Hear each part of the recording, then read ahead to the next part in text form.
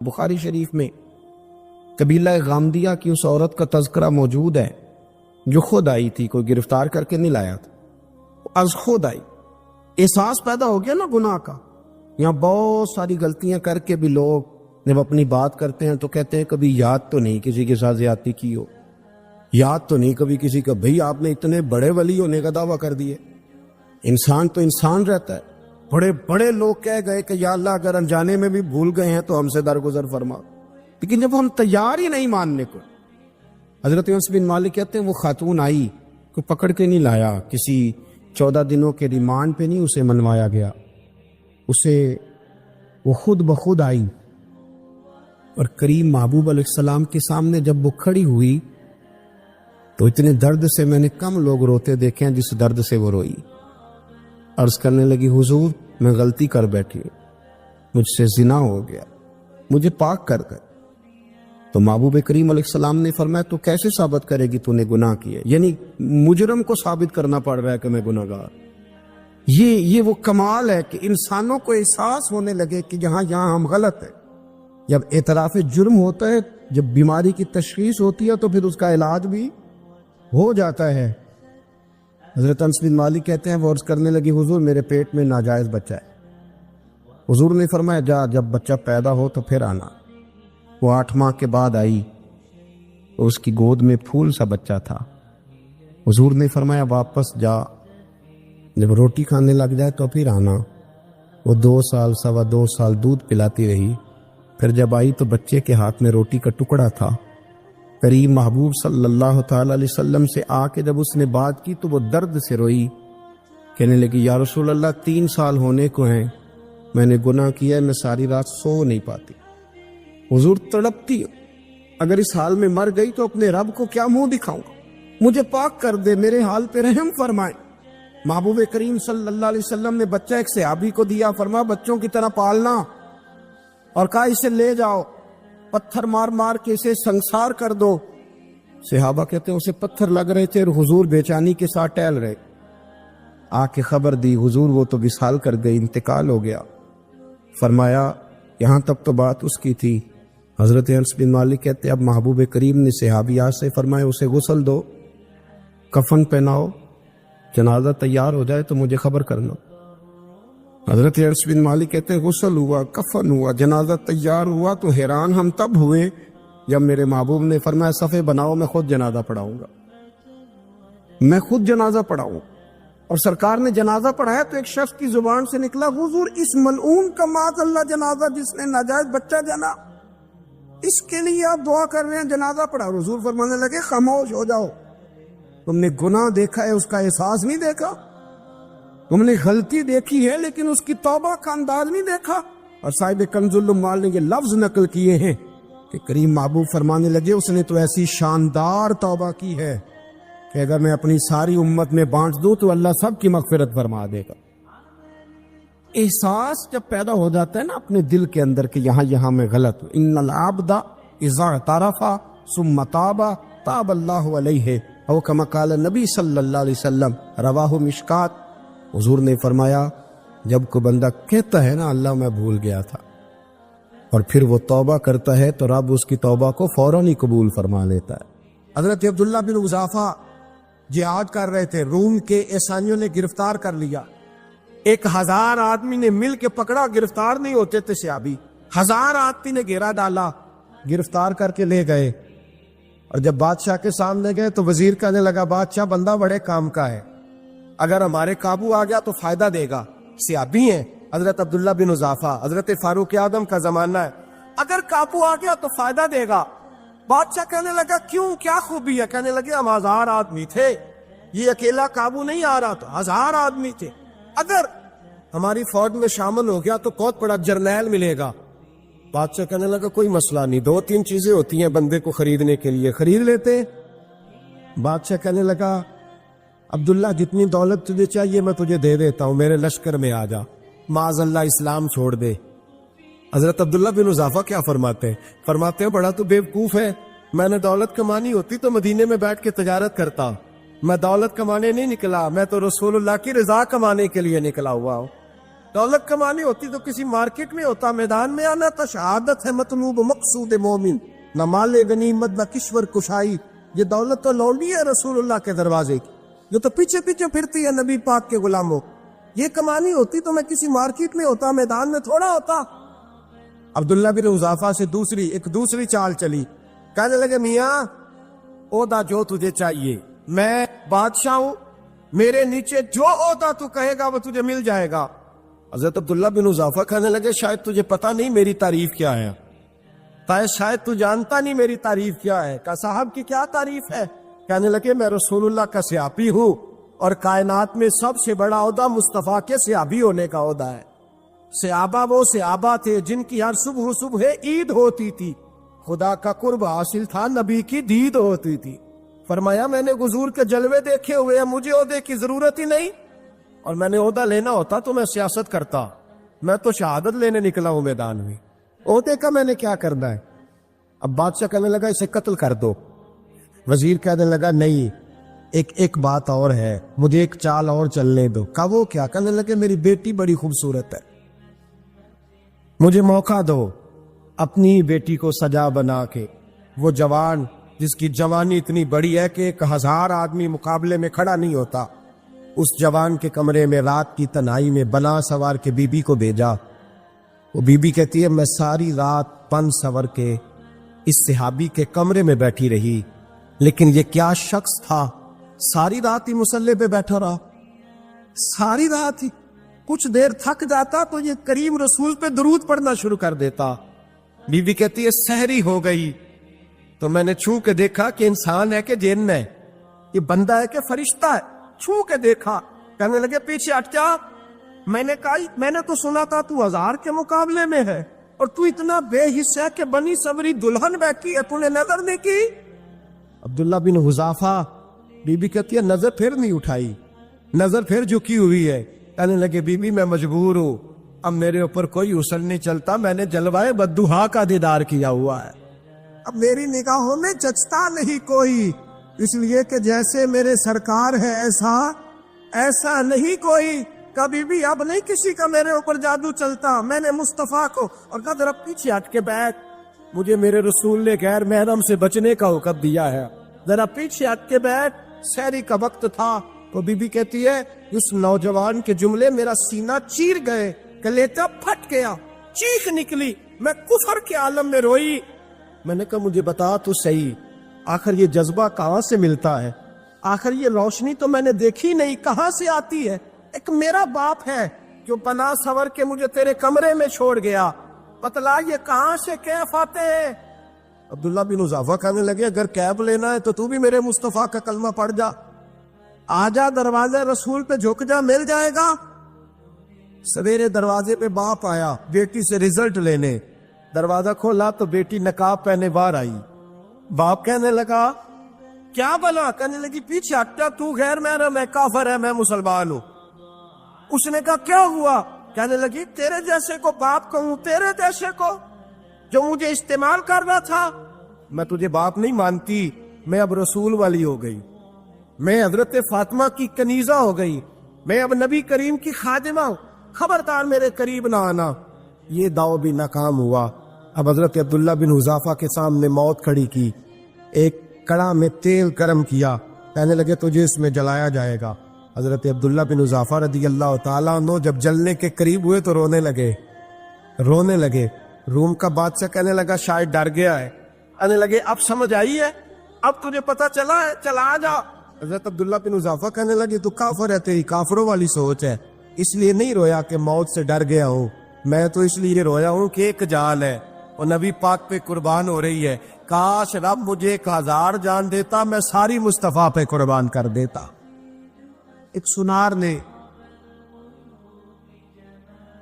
گلی میں یتیم چھوٹے سے بچے کو گھومتے دیکھا تو سنار بے اولاد تھا، بچے کو اٹھا کے گھر لے آیا، 18 سال اس بچے کی پرورش کی، اس کو پالا پوسا، جوان کیا۔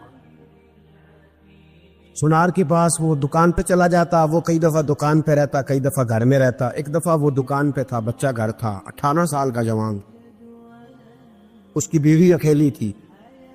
وہ جس نے ماں بن کے پالا تھا اس نے اسی پہ حملہ کر دیا، اس کا بازو بری نیت سے تھاما۔ بیوی چیخی، تھوڑی دیر گزری تو وہ نوجوان پیروں میں بیٹھ گیا، کہنے لگا اماں پتہ نہیں مجھے کیا ہوا۔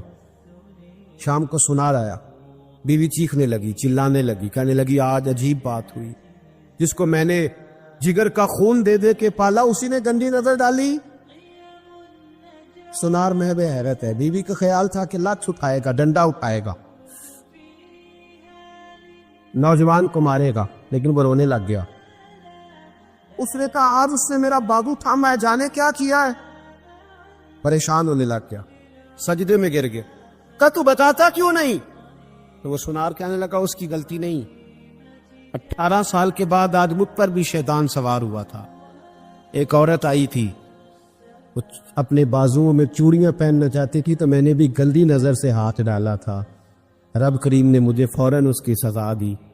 جن کے گھروں میں بیٹیاں ہوتی ہیں ان کی نظریں گندی نہیں ہوتی، جو بیٹیوں کے باپ ہوتے ہیں، جو بہنوں کے بھائی ہوتے ہیں، ان کی نظریں گندی۔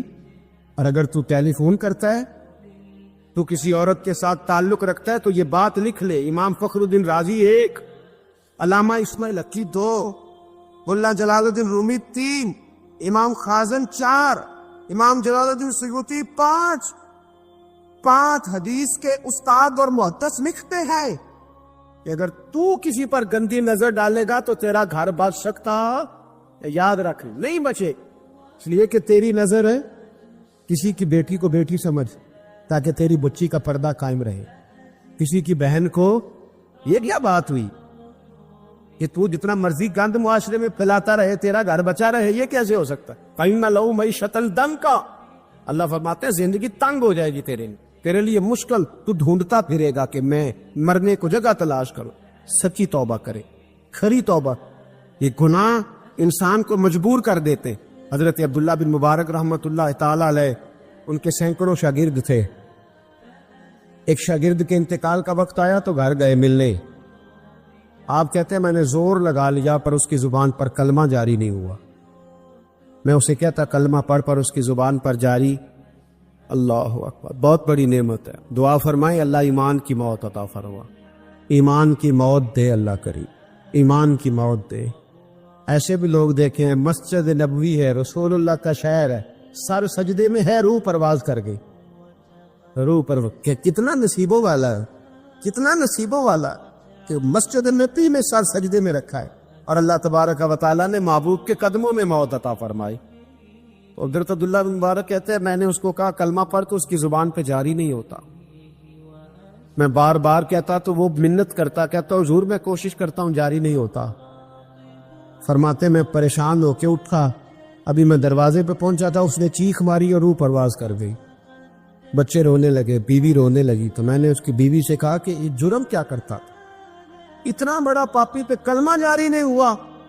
اس کی زوجہ کہنے لگی حضرت جی 2 گناہ تھے اس کے، ایک تو یہ شراب کا عادی تھا، روکتی تھی باز نہیں آتا تھا، اور دوسری بات یہ کہ یہ اپنی اماں کا نافرمان تھا، وہ 2 گلیاں چھوڑ کے رہتی ہے، یہ کبھی ملنے نہیں گیا تھا، اس بوڑھی کا کلیجہ اس کی طرف سے بڑی تکلیف میں تھا۔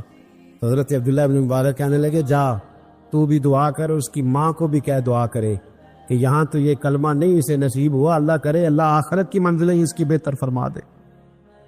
حضور صلی اللہ علیہ وسلم کے پاس ایک مہمان آ گئے رات کے وقت میں، جب وہ آئے تو حضور نے پوچھا کھانا کھانا ہے؟ تم نے کہا کھانا ہے۔ جھوٹ اور بھوک کو جمع کرنا منع ہے، کہا جی کھانا ہے۔ تو حضور صلی اللہ علیہ وسلم نے فرمایا ازواج مطہرات کے گھروں میں پتہ کرو کچھ ہے۔ حضرت ام سلمہ کے گھر میں پتہ کیا تو کہا یا رسول اللہ 4 دن سے روٹی نہیں پکی۔ حضرت زینب سے پوچھا تو کہا حضور کئی دن سے چولہا ہی نہیں جلایا۔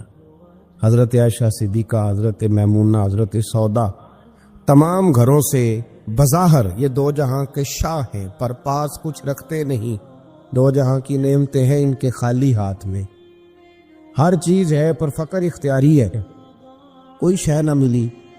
نبی پاک صلی اللہ علیہ وسلم نے مسجد میں اعلان کیا، فرمایا کون ہے جو میرے مہمان کو روٹی کھلائے؟ ان لفظوں کا حسن کوئی حسن والا ہی سمجھ سکتا ہے، فرمایا کون ہے جو میرے مہمان کو کھانا کھلائے؟ تو ایک صحابی لے گئے اور اٹھے، وہ صحابی جو صحابہ میں غریب تھے، ایک انصاری جو غریب آدمی تھے،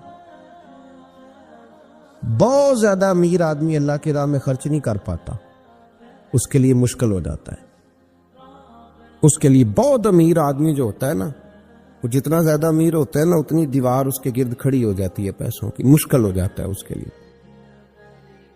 غریب آدمی کھڑے ہوئے، اگرچہ میرے محبوب کے غلاموں میں جو بڑے امیر تھے وہ بھی خرچ کرنے میں بڑے آگے تھے، حضرت عثمان غنی رضی اللہ تعالیٰ عنہ، حضرت عبد الرحمن ابن عوف، حضرت ابو بکر صدیق رضی اللہ۔ لیکن یہ غریب آدمی کا حضور میں لے جاؤں گا، میں لے کے جاؤں، اور یہ بخاری مسلم ہے، حضور نے فرمایا لے جاؤ۔ وہ اب سے آپ بھی گھر لے گئے اور بیوی سے مشورہ کیا، بات پہ غور کرنا، ہر چیز کی بھوک دیکھی جا سکتی ہے، بچوں کی نہیں دیکھی جا سکتی۔ وہ انصاری حضور کے مہمان کو گھر لے گئے، جا کے بیوی سے مشورہ کیا، کہا بھلی مانس گھر میں کچھ ہے؟ تو اس نے کہا تھوڑا سا بچوں کے لیے کھانا رکھا ہے، بچوں کے لیے۔ بچے تو بزدل کر دیتے ہیں، بچے تو آدمی کو بزدل کر دیتے ہیں، بچے تو مار دیتے ہیں، کلیجہ پھٹ جاتا ہے بچہ بھوکا ہو تو، نیند نہیں آتی۔ اب صحابی اپنی بیوی سے کیا کہتے ہیں؟ کہتے ہیں بچوں کو بہلا کے سلا دے، اور رسول اللہ کے لیے نہیں، رسول اللہ کے مہمان کے لیے، بھائی نبی پاک کے لیے نہیں، حضور کے تجھ سے در در سے سگ اور سج سے ہے مجھ کو نسبت، میری گردن میں بھی ہے دور کا پٹکا تیرا، تجھ سے در در سے سگ سگ سے ہے مجھ کو نسبت۔ لمبی بات ہے کہ بچوں کو سلا دو۔ بی بی نے بچوں کو سلا دیا تو میاں بیوی کا مشورہ ہوا کہ مہمان کے ساتھ بیٹھ کے روٹی کھانا بھی سنت ہے۔ تو اب مہمان کے ساتھ بیٹھ کے کھانا بھی ہے تو کھانا ہے ایک دو آدمی کا۔ اب خاوند اپنی بیوی کو تیار کرتا ہے کہ میں بھی کھانے پہ بیٹھ جاؤں گا، تو بھی بیٹھ جانا، اور جب مہمان کھانے میں ہاتھ ڈال لے تو اٹھنا، کہنا او ہو دیا تو صحیح کیا ہی نہیں، ابھی بجھ جائے گا، اور جا کے دیا بجھا دینا۔ ہم ہاتھ ہلاتے رہیں گے، مہمان روٹی کھاتا رہے گا۔ اور یار اس درد کو، اس کیف کو سمجھو، گھر میں بچے بھی بھوکے، بچوں کی ماں بھی بھوکی، بچوں کا باپ بھی بھوکا، دسترخوان پہ روٹی لگ گئی، روٹیاں چون ڈالیں، بی بی اٹھی کہنے لگی او ہو چراغ تو صحیح کیا ہی نہیں، یہ تو بجھ جائے گا۔ حوصلے مند بی بی جس نے بچے بھوکے سلا دیے، تو بھوکے سوئے ہوئے بچوں کی بھوکی اماں اٹھی اور اپنے خاوند کی تابے داری میں اٹھی، میں گڈی تے ہاتھ ڈور سجن دے، وہ جنج رکھے اونج رہنا ہے، اٹھی اور اس نے نہ دیا ٹھیک کرنے کے بہانے بجھا دیا۔ مہمان روٹی کھاتا رہا اور رسول اللہ کے نوکر قربانی دیتے رہے، وہ روٹی کھا کے سیر ہو کے بستر بچھایا تو سو گیا۔ یہ میاں بیوی ساری رات بچوں کی طرف دیکھتے رہے اور غور کرتے رہے اور راضی رہے کہ ہم نے حضور کا فریضہ نبھایا ہے۔ قربان جاؤں محبوب پہ، بے خبر ہو جو غلاموں سے، وہ آقا کیا ہے۔ وہ صحابہ وہ اگر قربانیاں دیتے تھے تو جو اعزاز ملتا تھا وہ بھی بڑا شان والا ہے۔ صحابی کہتے ہیں میں فجر کی نماز پڑھنے مسجد آیا، پہلا قدم رکھا تو میرے کریم بولے، حضور نے فرمایا رات جو تو نے اور تیری بیوی نے عمل کیا ہے خدا کو بھی بڑا پسند آیا ہے، محمد مصطفیٰ کو بھی بڑا پسند ہے۔ اور پھر ایک لفظ اور ہے حدیث میں، ایک روایت میں کچھ جملے اور بھی ہیں۔ حضور نے فرمایا جب تو اور تیری بیوی رات مہمان کے ساتھ احسار کر رہے تھے نا، تو عرش کا مالک تمہیں مسکرا کے دیکھ رہا تھا، رب تمہیں دیکھ کے مسکرا رہا تھا، رب تمہیں دیکھ کے مسکرا، تربامنی پہ شیخ ہماری نہ جائیے، ہم دامن نچوڑ دیں تو فرشتے وضو کریں، پر میں وہ مسکرا رہا تھا کہ میرے بندے میرے رسول کی رضا کے لیے کیا کر رہے ہیں۔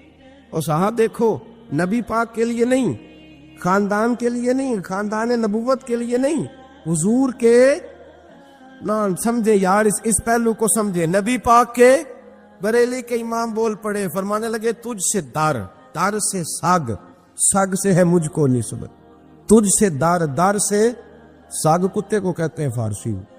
فرماتے محبوب تیرا دروازہ اور دروازے پہ کتا، اور کتے کے پاس میں بیٹھا ہوں، چلو کتے کے پاس تو بیٹھا ہوں نا، میری گردن میں بھی کوئی تو پٹکا آیا ہی ہے نا، تجھ سے در سے سگ اور سگ سے ہے مجھ کو نسبت، چلو میری گردن میں بھی ہے دور کا پٹکا تیرا۔ قرآن مجید بول اٹھا، رب کریم نے فرمایا حبیب یہ تیرے غلام وہ ہیں کہ وَيُكْسِرُونَ عَلَىٰ أَنفُسِهِمْ وَلَوْ كَانَ بِهِمْ خَصَاصَةٌ، فرمایا ان کا حال یہ ہے کہ جس چیز کی شدید حاجت ہوتی ہے وہ بھی اپنے بھائیوں پہ قربان کر دیتے، وہ دے دیتے ہیں تیرے نام پہ، جب مکے والے مدینے آئے انصار مدینہ تو میرے مصطفیٰ کریم نے فرمایا نہ تمہاری نسلیں ایک ہیں نہ قبیلے ایک ہیں، لیکن تمہارا نبی ایک ہے، تمہارا رسول ایک، خدا ایک، کتاب ایک، تمہارا میری وجہ سے رشتہ ہے۔ چلو اپنے بھائیوں کے ساتھ احسار کرو، چلو احسار کرو۔ اگر کسی کے 2 مکان تھے تو اس نے ایک اس کو دے دیا جو مکے سے آیا تھا، 2 باغ تھے تو ایک دے دیا، کسی کے پاس ایک تھا تو آدھا بانٹ کے دے دیا، ہر چیز تقسیم کر دی۔ حالات بدل جاتے ہیں، حالات بدل جاتے ہیں۔ تلک الایام نداولھا بین الناس، اللہ لوگوں کے درمیان دن بدل دیتا ہے، حالات بدل گئے۔ بڑا مال غنیمت آیا، بنو نذیر کا علاقہ فتح ہوا تو میرے رسول پاک صلی اللہ تعالی علیہ وسلم نے انصار مدینہ کو اکٹھا کیا، فرمایا بھئی مال اب بڑا آ گیا ہے۔ 2 باتیں ہیں، یہاں تو اس طرح کرتے ہیں کہ میں ان کو کہتا ہوں جو مکے سے آئے تھے کہ جتنی تمہاری جائیدادیں باغ انہوں نے لیے ہیں واپس کر دیتے ہیں تمہیں، اور جو مال آیا ہے وہ بھی تم میں سے آدھا آدھا دونوں کے درمیان بانٹ دیتے ہیں، یا جیسے تمہارا دل چاہے تمہارے مال بھی واپس کرتے ہیں، اور جو وہاں سے مال آیا وہ تمہارے بیچ بانٹ دیتے ہیں، یا اگر تم کہو تو یہ مال ان کو دے دیتے ہیں مہاجرین کو، تمہیں تمہارے مال واپس مل جاتے ہیں۔ حضور نے پوچھا انصار مدینہ سے، حضرت سعد بن معاذ، سعد بن عبادہ تڑپ کے کھڑے ہوئے، عرض کی محبوبہ میں تو ابو بکر کو جانتا ہی نہیں تھا، حضور مجھے کیا پتا عمر کون ہے، میں کیا جانوں عثمان غنی مولا علی کی عظمتوں کو، محبوبہ میں نے تو تجھے ان کی طرف مسکرا کے دیکھتے ہوئے دیکھا ہے، تیرا جلوہ دیکھا ہے، تجھ سے در در سے ساگ ساگ سے ہے مجھ کو نسبت، یا رسول اللہ صلی اللہ علیہ وسلم ہم سے مشورہ نہ کریں، آپ اس طرح کریں جو جائیدادیں ہم نے انہیں دی ہیں وہ بھی ان کے پاس رہنے دیں، اور جو مال آیا ہے وہ بھی ان میں تقسیم کر دیں، اس لیے کہ ہمیں تو بس اتنا پتہ ہے کہ یہ آپ کے غلام ہیں، آپ کے نوکر ہیں، ہمیں اس سے زیادہ کسی چیز کے کوئی غرض ہے، بس آپ کے غلام ہے، بات ختم ہو گئی۔ حضور خاموش ہو گئے۔ صحابہ کہتے ہیں دیر کے بعد ہم نے کہا فیصلہ ہونا چاہیے، فیصلہ پتہ کیا ہوا؟ حضور نے ہاتھ اٹھائے، کہا اے اللہ میرے مدینے والوں پہ رحم فرما، اے اللہ میرے انصار پہ رحم فرما، اللہ ان کے جذبے قبول فرما۔ بھائی احسار والی زندگی وہ کیا بات ہوئی کہ میں نے بڑی قربانی دی ہے، تو اور جب تک تو قربانی نہیں دیتا تو قدر والا نہیں ہوتا۔ جو چیز قربانی سے حاصل ہوتی ہے اس کی قدر ہوتی ہے، جو چیز مفت میں آ جاتی ہے اس کی کوئی قدر نہیں ہوتی، کوئی قدر نہیں۔ میں اکثر سوچتا ہوں کہ حضرت خواجہ اجمیری کے خلیفے اجمیر میں بھی تو ہونے چاہیے تھے نا، لیکن ان کے خلیفے اجمیر میں نہیں ہوئے، دلی میں ہوئے۔ تو میں سوچتا ہوں دلی والوں کے خلیفے دلی میں ہونے چاہیے، لیکن دلی میں نہیں ہوئے، پاک پتن میں ہوئے۔ تو پاک پتن والوں کے یہاں ہو جاتے، اس لیے کہ قربانی جو دیتا ہے نا، جو دور سے چل کے آتا ہے وہ قربانی کرتا ہے، قربانی دیتا ہے، اس کو قدر زیادہ ہوتی ہے۔ ہم نے کسی شے کے لیے کبھی قربانی نہیں دی، نہ دین کے لیے، نہ قرآن کے لیے، نہ مسجد کے لیے، نہ شیخ کے لیے، نہ طریقت کے لیے، قربانی تو ہے ہی نہیں۔ تو جو شے مفت ملتی ہے اس کا نہ مزہ آتا ہے نہ قدر ہوتی ہے۔ جو چیز قربانی کر کے لیتے ہو نا، قربانی کر کے، اس کی قدر ہوتی ہے۔ کسی لیے کہا تھا کسی درویش نے، اس نے کہا تھا قدر نبی دا ایک کی جانن دنیا دار کمینے، قدر نبی دا جانن والے سو گئے وچ مدینے۔ ان سے پوچھو نا، ان سے پوچھو ان حضرات کو کتنی قدر تھی۔ قربانی اپنی زندگی میں دینا سیکھے۔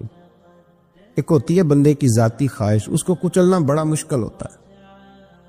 قربانی بڑی ضروری چیز کا نام ہے، اور جو قربانی دینا سیکھ جاتا ہے وہ بچ جاتا ہے۔ کتیا 6 بچے جنم دیتی ہے لیکن قربانی نہیں نہ دیتی بچوں کی، تو ریوڑ نہیں بنتے، اجڑ نہیں بنتے۔ بکری 2 بچے پیدا کرتی ہے اور سال کے بعد ہزاروں بچوں، لاکھوں بچوں کی قربانی دیتی ہے، پر پھر بھی جدھر جاؤ بکرے ہی بکرے نظر آتے ہیں۔ جو قربانی دینا سیکھ جاتا ہے نا، یزید نے کوئی قربانی نہیں دی، اس لیے کوئی شخص بھی کھڑا ہو کے نہیں کہتا، حالانکہ 14-15 بیٹے تھے یزید کے، کوئی بھی کھڑا ہو کے نہیں کہتا میں اس کی نسل میں سے ہوں۔ امام حسین نے ساری قربانی دے دی۔ ایک زین العابدین بچے تھے، پوری دنیا میں اللہ نے سید عطا فرمائے ہوئے ہیں۔ جو قربانی دینا سیکھ جاتا ہے وہ بچ جاتا ہے۔ ہم نا قربانی کیا، ہمارے پاس تو اضافی شے ہے وہی دینے کو تیار نہیں۔ جب آپ تیار ہی نہیں تو سودا ہی نہیں کر، آپ نکلے ہی نہیں میدان میں، تو حاصل کیسے ہو؟ حصول تو تب ہوگا نا جب آپ کوئی انویسٹمنٹ کریں گے. تو آپ انویسٹ ہی نہیں کر رہے تو بھائی آپ نے پودا ہی نہیں لگایا تو پھل کیسے ملے؟ قربانی نہیں دی تو وہ درجہ کیسے ملے؟ اس کے لیے تو قربانی ضروری ہے. اب تمام صحابہ کی زندگی پڑھ لیں، حضرت ابو بکر سے لے کر حضرت بلال تک، یہ سارے قربانی والے ہیں. آپ تمام اولیاء کی صفت پڑھ لیں، حضرت غوث اعظم، جیلانی، داتا علی اجویری، خواجہ معین الدین، یہ سب قربانی والے لوگ ہیں. قربانی دیتے رہے تو بچے ہوئے ہیں. ان کے جو ساتھ تھے وہ بھی قربانیوں والے تھے. قربانی حصہ ہے طریقت کا، قربانی ضروری ہے. اور ہمارے صوفیاء تو کہتے ہیں جس شخص نے تصوف میں آ کے قربانی نہیں دی. بزرگوں کے پاس ایک شخص آیا، غالباً خواجہ نظام الدین محبوب الہی کی بات ہے، میرے ذہن میں نام پورا نہیں سما رہا. تو ایک مرید نے آ کے کہا حضور زکوٰۃ کتنی دینی ہے؟ فرمایا 2.5%. تھوڑی دیر کے بعد حضرت نصیر الدین چراغ دہلوی آ گئے، کہا حضور اللہ کے راستے میں کتنے دینے ہیں؟ فرمایا 50%. ایک ساتھی قریب بیٹھا تھا، اس نے کہا پہلے کے لیے 2.5% کا فتویٰ تھا، اس کو کہہ دیا آدھے دے دے. چند منٹ گزرے تو حضرت امیر خسرو بھی آ گئے. کہا حضور زکوٰۃ کتنی دینی ہے؟ فرمایا جو ہے سارا ہی لے آ، تیری 100% ہے. تو وہ ساتھی جو قریب بیٹھے تھے اس نے کہا بابا فتوے علیحدہ علیحدہ ہیں. فرمایا فتویٰ ایک ہی ہے، بندے علیحدہ علیحدہ ہیں. فتویٰ ایک ہی ہے، مجھے پتا ہے کون کتنے دے سکتا ہے. وہ جس کو میں نے 2.5% کہا ہے وہ بھی جا کے حساب کتاب کرے گا، اس نے 2.5 بھی پورا نہیں دینا. اور فرمایا جس امیر خسرو کو میں نے کہا نا سارا لے آ، اس کا دل کرے گا میں اپنا مکان بھی توڑ کے لے آؤں. میں نے فتویٰ ایک ہے، بندہ دیکھ کے بات کی ہے. بھائی قربانی نہیں ہے، اظہار ہی نہیں ہے، جذبہ ہی نہیں ہے، ہمارا مزاج ہی نہیں ہے. لیکن نا یہ اب ایک تو شریعت کی قربانی ہے نا یہ، تو اس پہ بھی لوگ بڑا سوچیں گے، اس پہ بھی لوگ بڑا سوچیں گے. فتوے پوچھتے پھریں گے کہ جی میرے اوپر تو ابھی میں نے تو 15,500 قرضہ دینا، دوں کہ نہ دوں، کون سی دوں؟ فتوے پوچھیں گے. دینے کی دفعہ فتوے پوچھیں گے اور لینے کی دفعہ چھٹی، جو آتا ہے آنے دو. کبھی لینے کی دفعہ بھی فتویٰ پوچھنا صاحب کہ یہ مجھے اتنا مال آ رہا لے لوں کہ نہ لوں. وہ لے لیا، قابو کر لیا. جب دینے کی باری آئی تو فتویٰ احصار کرے. اور احصار صفت ہے مسلمان کی، یہ احصار کرنے لگتا ہے تو بچنے لگ جاتا ہے، اس کا فائدہ ہونے لگ جاتا ہے. قربانی دینے لگ جاتا ہے تو بچ جاتا ہے. کسی نے کہا تھا سن اے مسلمان، یہ نقطہ فیض قرآنی میں ہے، عظمت و اسلام اور مسلم صرف قربانی میں ہے. اگر تو جینا چاہتا ہے تو قربان ہو. حضرت سیدنا ابو بکر صدیق فرماتے ہیں میں حضور کے سامنے بیٹھا، ایک شخص آیا، اس نے آ کر کے کہا یا رسول اللہ صلی اللہ تعالی علیہ وآلہ وسلم، یہ میرے ہاتھ کے اندر خنجر ہے، میں قتل کر کے آیا ہوں. قاتل کھڑا ہوا. ایک طرف قرآن مجید کا حکم ہے کہ جس نے ایک آدمی کو قتل کیا پوری انسانیت کو قتل کیا. حضور یہ خنجر ہے، قتل کر کے آیا ہوں.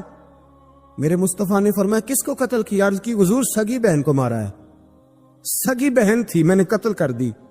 میرے نبی پاک صلی اللہ علیہ وسلم نے فرمایا کیوں مارا؟ پیار نہیں تھا؟ کہا محبوب بہن سے کس کو پیار نہیں ہوتا، بڑا پیار تھا، پر مارا کیوں؟ تو صحابی رونے لگے، کہنے لگے محبوبہ میں بڑا پیار کرتا تھا، پر وہ کافرہ تھی، مشرکہ تھی، بڑا پیار کرتا تھا. جب بھی اس کے پاس جاتا وہ آپ کے بارے میں بات چھیڑ دیتی. میں اس کو کہتا سارا کچھ کر لے، میرے نبی کے بارے میں بات نہ کر دو. میں ہر شے سہ لیتا، پر مصطفیٰ کریم کی ذات کے بارے میں کوئی بات برداشت کرنے کی طاقت نہیں رکھتا. یہ والا جملہ نہ کہنا. میں اس کو روکتا، منع کرتا، وہ باز نہ آتی. کہتے ہیں آج اس نے اتنی سخت بات کی کہ میں اس کا گلا کاٹ آیا ہوں، قتل کر دیا ہے. حضور میرے لیے حکم کیا ہے؟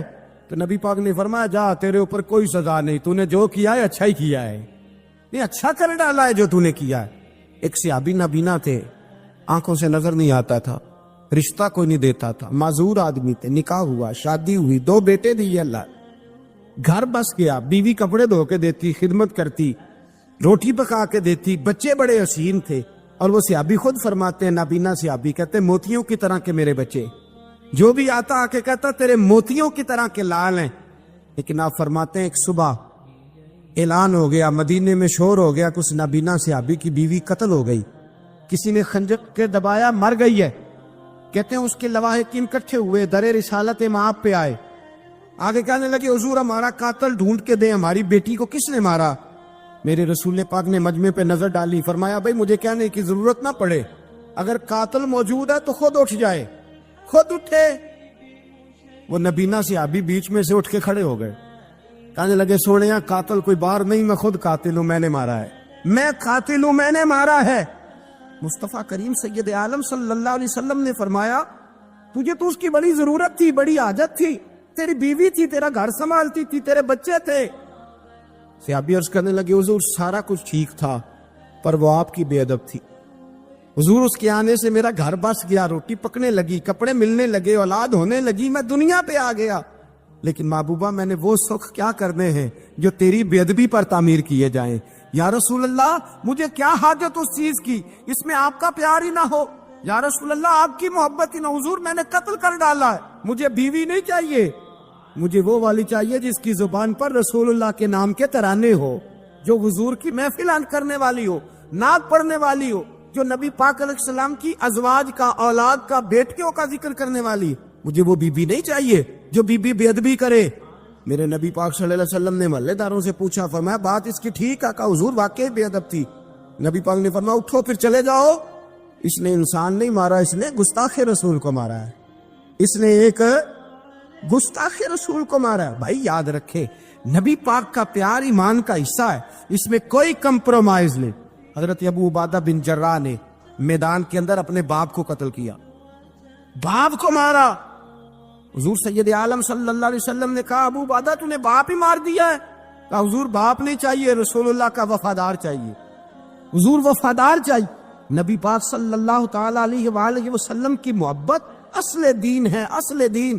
صحابہ کرام نے ہر چیز سے بڑھ کر رسول پاک سے پیار کیا، ہر چیز سے بڑھ کر، بھلا دی دنیا ساری انہوں نے، لیکن رسول پاک سید عالم صلی اللہ علیہ وسلم کا پیار انہوں نے اپنے دل سے نہیں بلایا، اپنی اولادیں لا کے حضور کی خدمت میں پیش کر دی، اپنے بچے لا کر پیش کر۔ حضرت عائشہ صدیقہ رضی اللہ تعالیٰ عنہ فرماتی ہیں ساری زندگی ابو بکر صدیق نے ڈانٹا نہیں، میرا باپ رفیق تھا، شفیق تھا، مہربان تھے، کوئی کبھی انہوں نے سخت گھورا بھی نہیں ہماری طرف۔ لیکن کہتی ہے ایک دن میں حضور کے ساتھ گفتگو کر رہی تھی، بچی تھی، میری آواز ذرا بلند ہوئی تو کہتے ہیں جناب ابو بکر صدیق رضی اللہ تعالیٰ عنہ باہر سے دوڑے آئے، اندر آئے، حضرت ابو بکر نے تھپڑ اٹھایا، میرے منہ پہ مارنے لگے، حضور آگے بڑھے، بچایا۔ میں نے کہا ابا جی آپ نے تو گھورا بھی کبھی نہیں، یہ کیا ہوا؟ حضرت جناب عائشہ صدیقہ کہتے ہیں ابو بکر صدیق رو پڑے، کہنے لگے عائشہ میرے اوپر سے پہاڑ بھی گزر جائیں تو مجھے تکلیف نہیں ہوتی، اور میرے مصطفیٰ کے سامنے کوئی اونچا بولے بھی تو میرا دل ٹوٹ جاتا ہے۔ خبردار، حضور سید عالم، حضرت عمر کا زمانہ تھا، کچھ لوگ آئے کہیں اور کے رہنے والے، مسجد نبی میں اونچی آواز میں بولنے لگے، اونچی آواز میں باتیں کرنے لگے۔ حضرت عمر نے بلایا، فرمایا ادھر آؤ، کون ہو، کہاں سے آئے ہو؟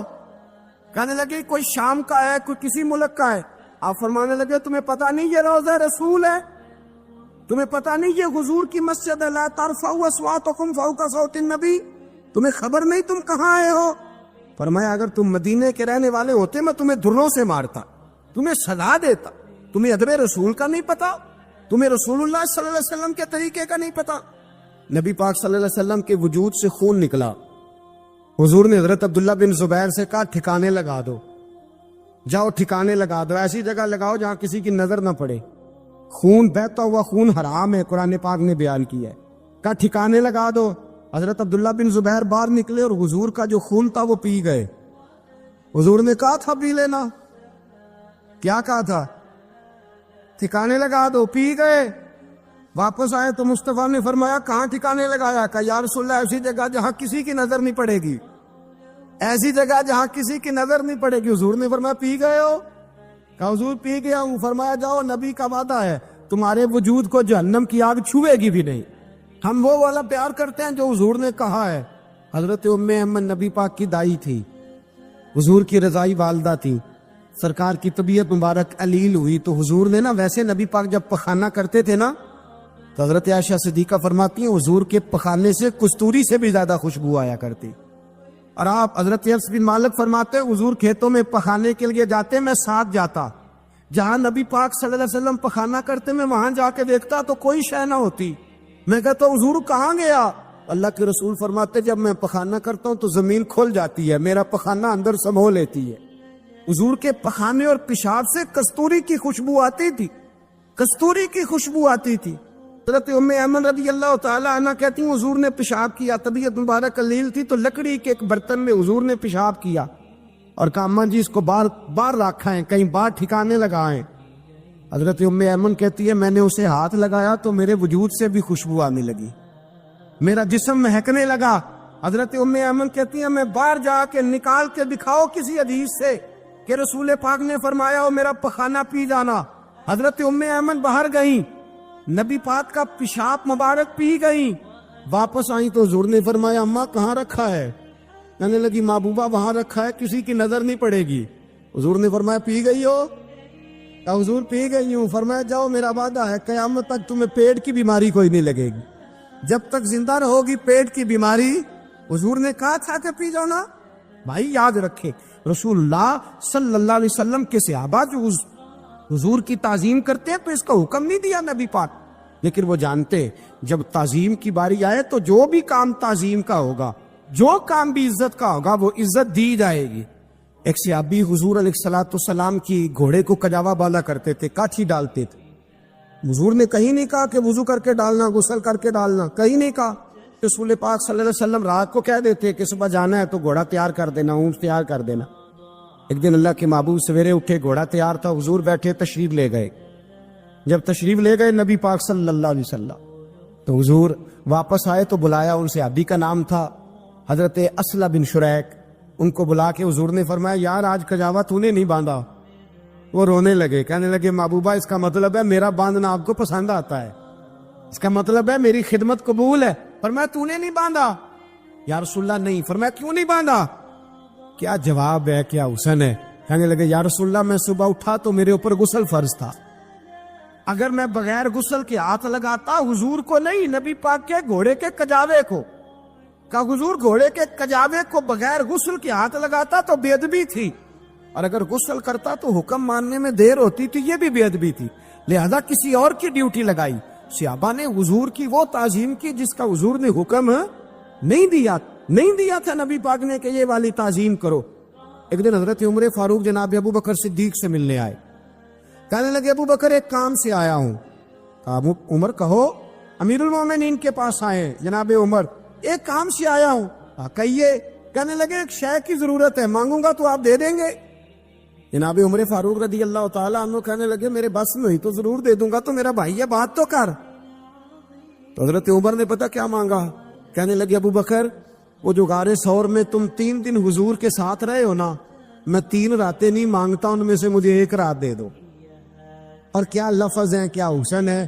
کہنے لگے عمر کی زندگی کی ساری نیکیاں لے لو، 3 راتوں میں سے 1 رات مجھے دے دو، 1 رات مجھے دے دو۔ حضرت ابو بکر صدیق رضی اللہ تعالیٰ عنہ رو پڑے، کہنے لگے میں نے کہا تھا جو بس میں ہوگا دوں گا، یہ تو میرے مصطفیٰ کی محبت ہے، یہ کسی کو دینا میرے بس کی بات ہے، یہ حضور کا پیار ہے جو میں نے سنبھال کے رکھا ہوا ہے، سنبھال کے پھر کے گلی گلی تباہ ٹھوکریں سب کی کھائے کیوں، دل کو جو عقل دے خدا تو تیری گلی سے جائے کیوں، جان ہے عشق مصطفیٰ روز فضو کرے خدا، ارے جس کو ہو درد کا مزہ وہ نازے دوا اٹھائے کیوں، اب تو نہ روک ہے غنی عادت سگ بگڑ گئی، پہلے ہی دن میرے کریم لقمہ تر کھلائے کیوں۔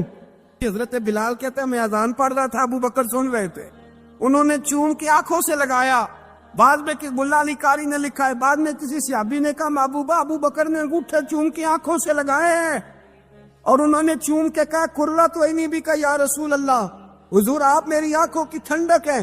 میرے مصطفیٰ نے فرمایا جو میرے ابو بکر کی طرح کرے گا اس کی آنکھوں میں کبھی تکلیف نہیں ہوگی، اس کی آنکھوں میں کبھی تکلیف۔ حضور آپ نے تو حکم ہی نہیں دیا، آپ نے تو کہا ہی نہیں یہ کام کرنے کا، آپ نے تو کہا ہی نہیں یہ ذکر کرنے کا۔ میرے رسول کریم سید عالم صلی اللہ تعالی علیہ وسلم کا پیار ایمان کی جان ہے۔